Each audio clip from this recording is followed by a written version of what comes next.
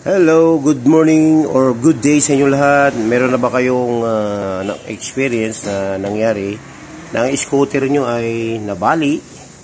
Ayan o, ito scooter to. Mula dito sa kanyang puno na to at hanggang dun, bali siya. So ginawa na lang natin ng paraan, lagyan natin ng brace dito, punta ron. Ayan. So lalagyan pa natin yan ng braces dito para maging matibay. Ito kasi naging problema dito sa corner na to, naputol na doon. Kaso kinakalawang na yan, dahil tayo nakuha ang kalawang mula din sa ilalim.